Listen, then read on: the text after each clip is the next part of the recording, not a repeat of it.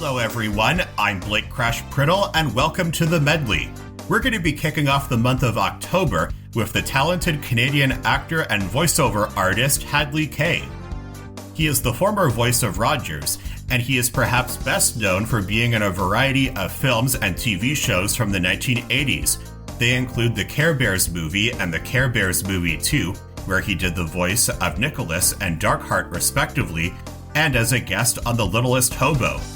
You're going to learn all about his amazing career, as well as some interesting behind-the-scenes stories. You've been an actor for a really long time, I believe since you were a little kid. Tell us all about your first acting gig, going back to the beginning. So I grew up in an area of Toronto called Yorkville, mid-1970s. And at that time in Toronto, that was pretty much the hub of all things in the entertainment industry. A lot of music recording studios, and those same studios also produced a lot of commercials. So the way I got into becoming an actor, we lived above my parents' delicatessen in Yorkville. And so I was always there when a lot of these people who own these recording studios would come into the store. And so over time, they got to know me. And one studio owner in particular, actually a producer who worked at the studio, his name is Doug Thompson, asked my parents if he could use me, who I was 5 years old at the time. He was doing a pitch for a bunch of General Motors commercials, radio commercials. He asked my parents if I'd be willing to do that, and they said, well, ask Hadley. And so he asked me if I'd like to be in commercials, and I said, what do I get paid? Even at 5 years old, I was negotiating a deal. So I got my $5. I was off to the races in a career I had no idea would last over 4 decades. So you did a few commercials, I guess, to start off, and then you were in a couple of movies and TV shows, and one of them was a Superman movie. Yeah. So by the time I did Superman, I would have been about probably around 8 years old at the time. Yeah, I had already been acting at that point for about 3 years, and I landed the role of the boy who gets saved at Niagara Falls by Superman, Christopher Reeve, in Superman 2. Another role that you had in the early 80s was in The Littlest Hobo in a 2-part series called The 5 Labors of Hercules, I believe. Yeah, like many of the things that I auditioned for at the time, Littlest Hobo came up. Children were brought in to audition for it, and I guess I just had a good day that day and landed a really memorable role on that series. A pretty rare one because they didn't have many part 1 and part 2s. And from what I understand, it was a very highly rated episode for that series. I assume that you watched the show before you auditioned? I was a fan of the show, actually, yeah. So I was very excited to work with all the dogs. I thought it was just one dog until I arrived on set and found out soon that there was a special dog for each, they all had their special abilities. There was 5 dogs, and I actually was not allowed to even pet the dogs. When the dogs weren't working, the wrangler for the dogs, the owner, took them to a quiet place so they weren't distracted, which was kind of tough for a little kid because, of course, I wanted to play with all the dogs. But it was a business thing, so I just followed instruction and left the dogs alone. Well, those dogs are a lot like me. Being autistic, sometimes I have to have some alone time and quiet time at the end of the day. Yeah. Quiet time is important, I think for everyone. I think these days, we're all plugged into our devices, 24/7. When we were a kid, if we couldn't sleep, we didn't turn over and flip our phones on. There wasn't as much input, I should say, then as there is now. So it's good to have some quiet time and unplug from everything. You played the role of a boy that had a leg injury, and you had to do something very special, I hear, to prepare for that role. What was it? I had to go to a hospital and have a authentic brace fitted to my leg by the orthopedics division at the hospital and learn how to walk with a brace. So it kind of looks like I'm faking it maybe a bit on camera, but I actually wasn't. I couldn't. It forced me to walk the way I did. And in fact, some people say that I still throw my leg out when I walk, and I think they may be right. I think it just kind of stuck a little bit. But it was an interesting time.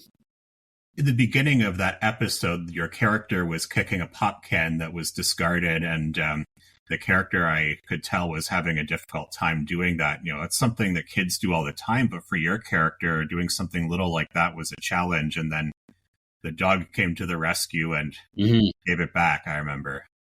Yeah, exactly. And the irony was he was saving up to buy a dog, and he ended up losing all the dogs. So it's pretty heartbreaking. But then, of course, a dog saved the day, a very special dog named Hobo.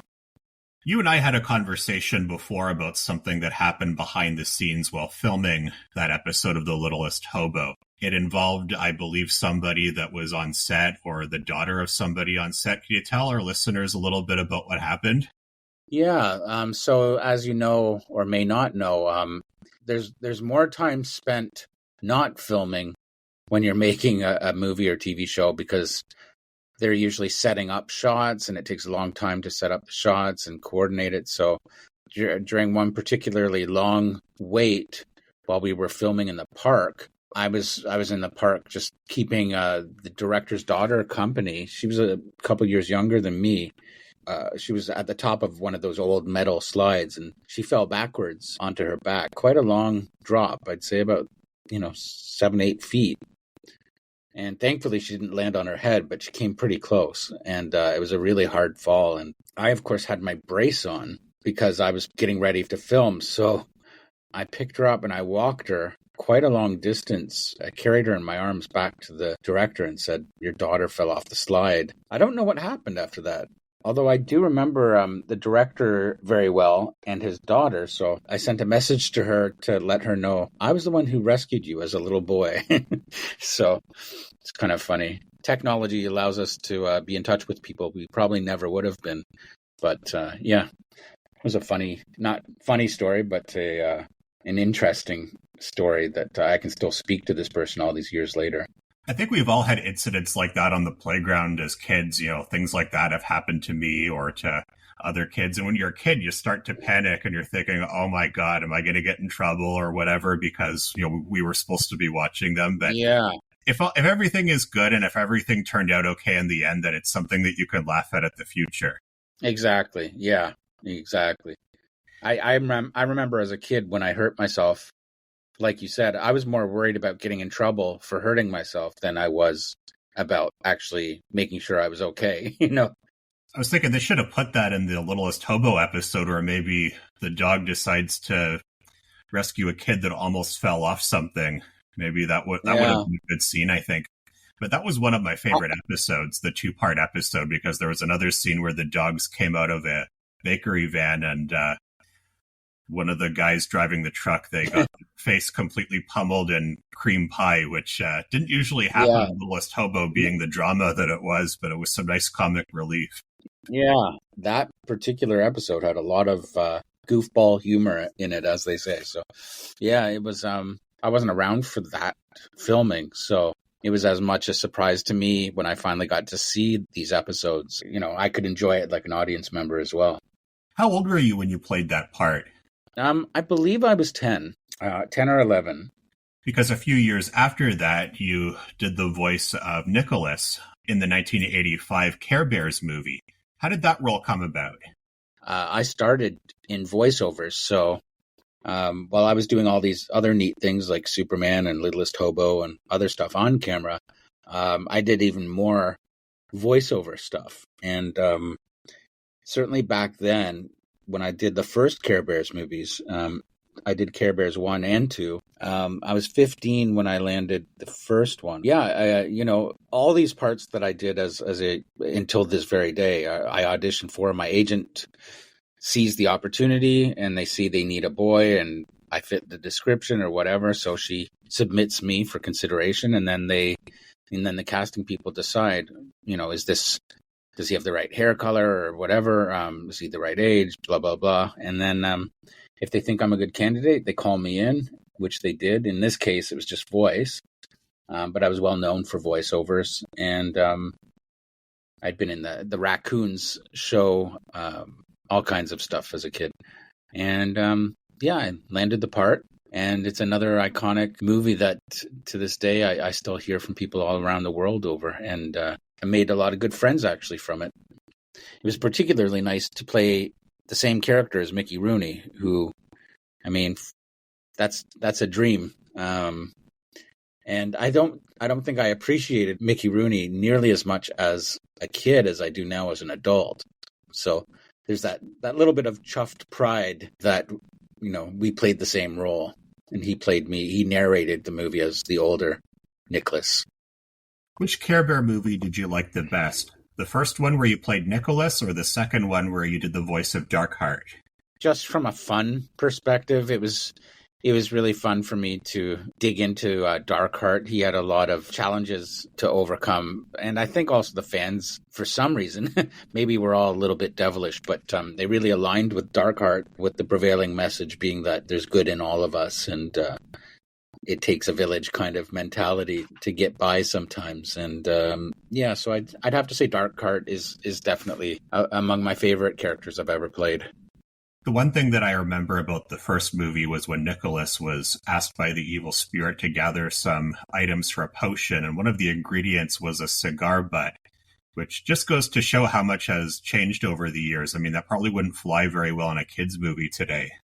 Yeah, there's a lot of political correctness, maybe a little too much, I think, but I mean, it's in place for a good reason. A lot of the old norms just simply don't cut it, and they're hurtful, and they send bad messages. So obviously we can't perpetuate these old stereotypes, that's for sure. But yeah, there's a lot of things I've seen, especially in going back in Looney Tune cartoons. There was all kinds of, just horrible things, really, horrible messages. But we've evolved a little bit, not nearly enough. I think we have a long way to go, even though we think we're in the modern age, but sometimes I think we're still in the Stone Age when it comes to especially to how we treat each other. I totally agree, and I think we could use the Care Bears now more than ever. Considering the explosion with Barbie on the scene, I think Care Bears, they deliver, a better message than Barbie and Ken do, but, I'm a little bit biased, I guess you could say. Well, it's still a great show, and I've heard people say that it's a good show to watch when you're high. Now that marijuana is legal, they've started watching it, and then they get a trip from watching it, which doesn't surprise me because of all the colors and everything. It just goes to show you how boring I am, because I never even considered that.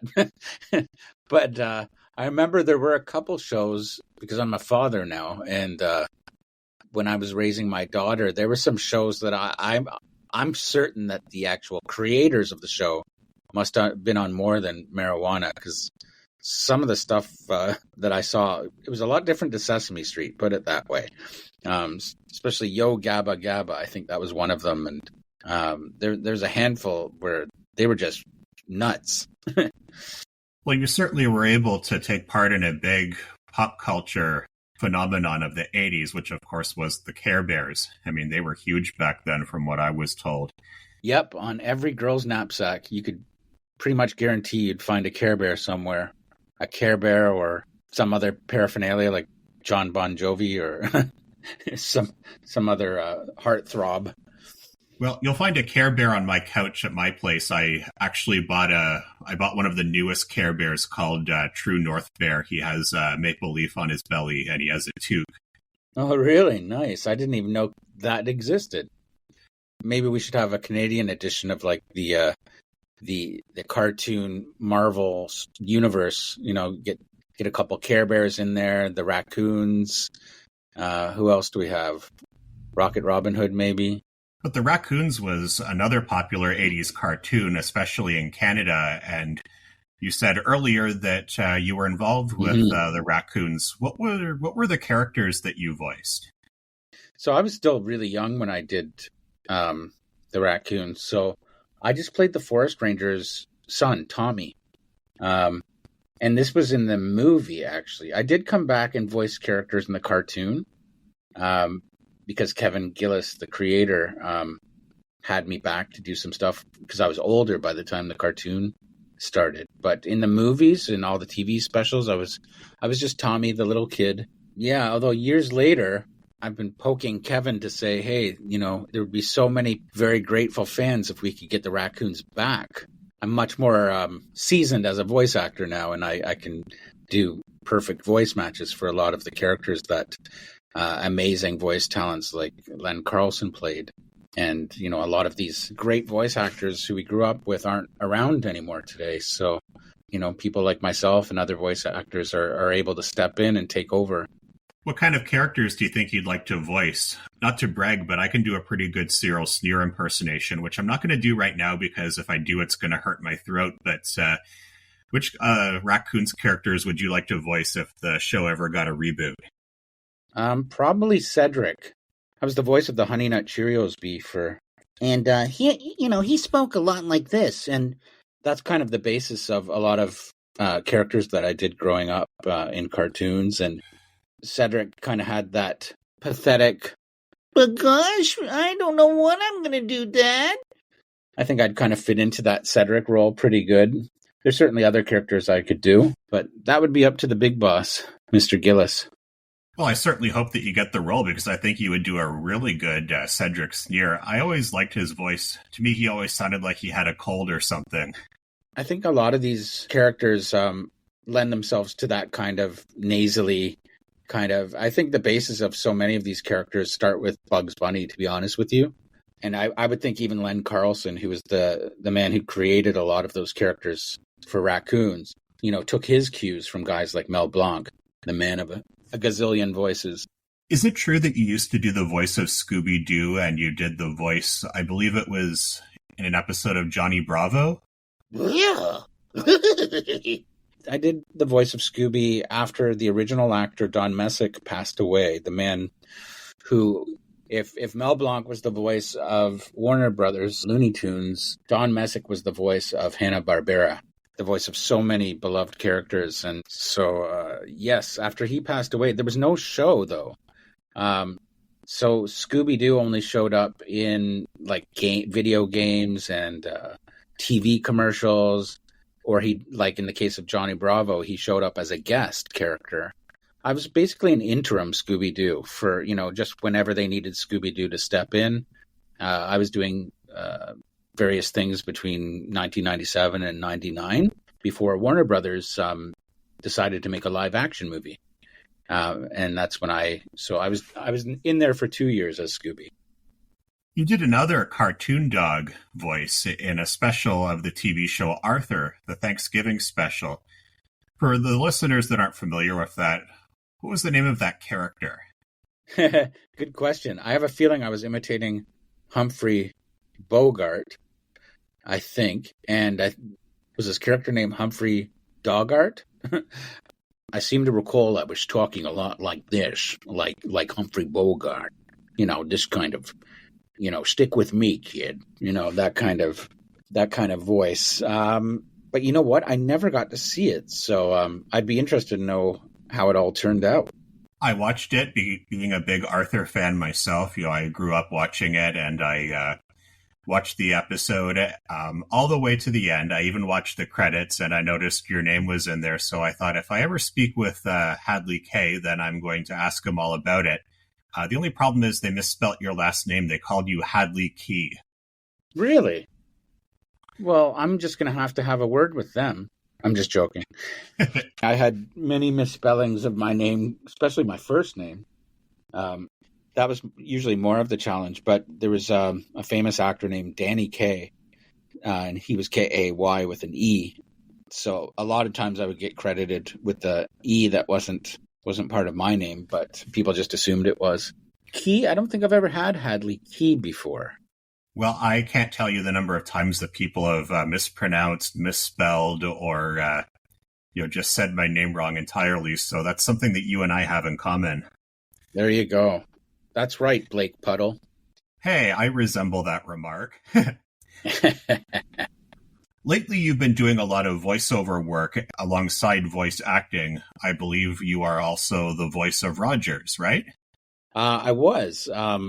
I was the voice of Rogers for close to 5 years, right through until last year. And yeah, it was a role I was very proud of, partly because for at least 3 of those years during COVID, we would traditionally record all these commercials in a beautiful recording facility. And during COVID, we all had to basically become our own studios as voice performers. And so, as you know, in working with you, voice quality, sound quality became vitally important to my work. And I was suddenly found myself in the role as a studio owner, basically, as opposed to just being a voice actor and showing up at a studio. So yeah, it was quite a process, and we recorded hundreds of ads for MySpace, and they went out to tens of millions of Canadians across Canada. And little did they know it came from my little studio in my home.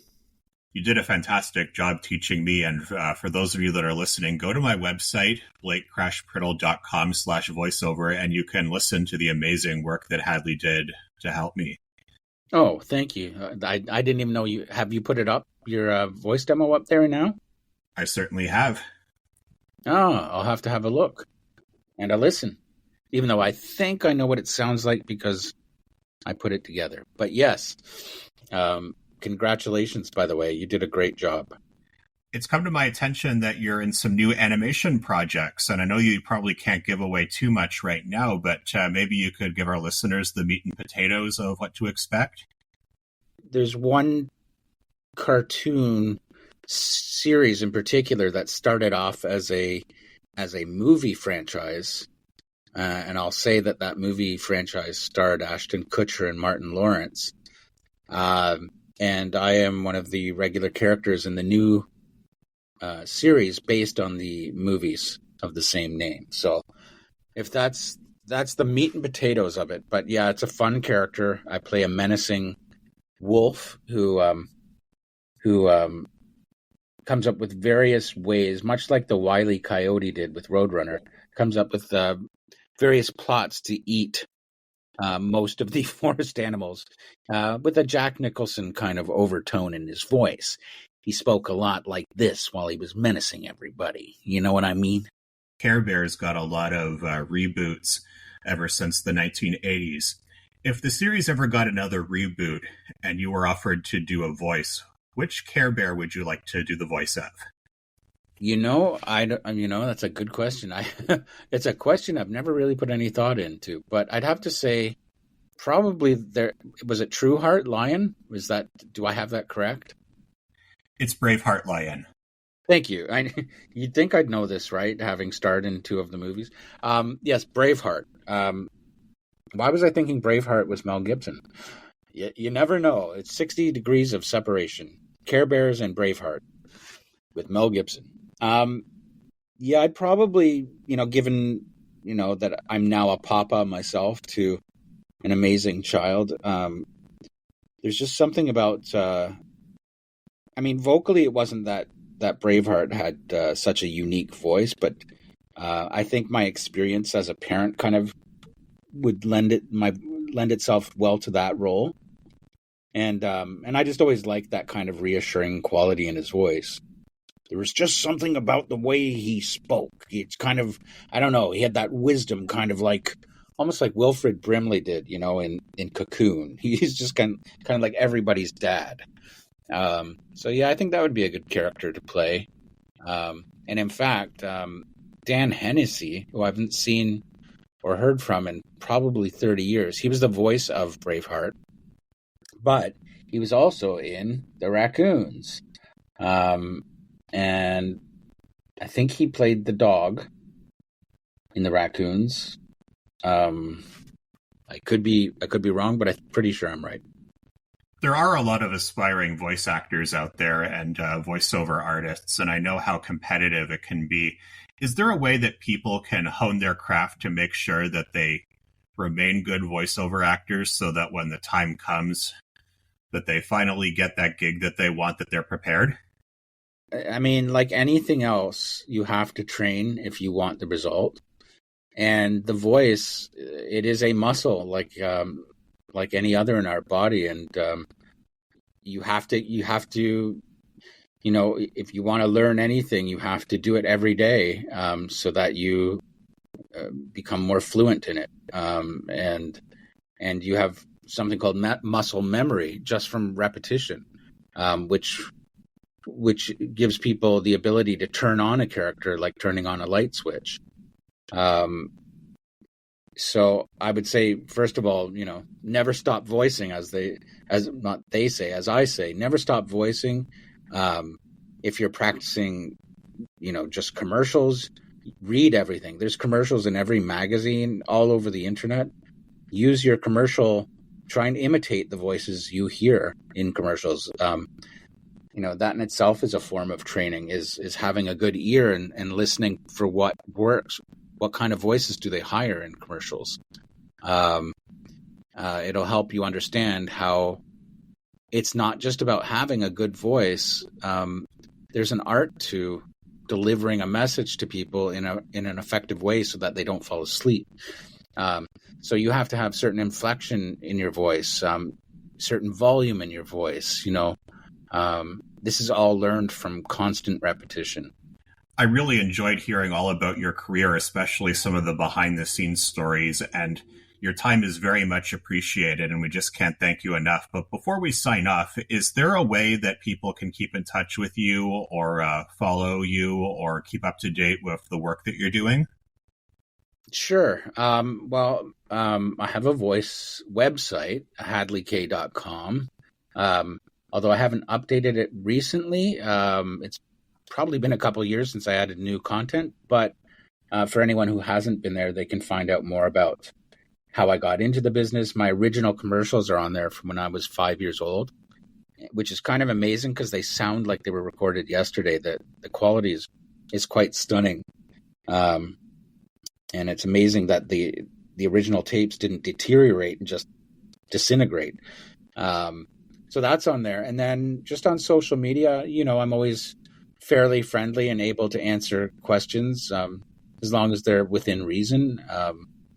And I've also just been picked up by a Comic-Con agency who want to rep me for making appearances so I can start meeting people. So I'll be showing up probably in Canada and the US and the UK at various events that welcome me on, and I can meet people that way too. Well, maybe if we meet each other in person, it'll be at Comic-Con. Hopefully we'll see you there. And once again, thank you very much. I really enjoyed our conversation today. Yeah, it was my pleasure. And it would be definitely lovely to meet you if that opportunity presents itself. And until then, keep on voicing. And that was Canadian actor and voiceover artist Hadley Kay. You can find demos of his work and more information about him at hadleykay.com. Until next time, here at The Medley, we're all kinds of different.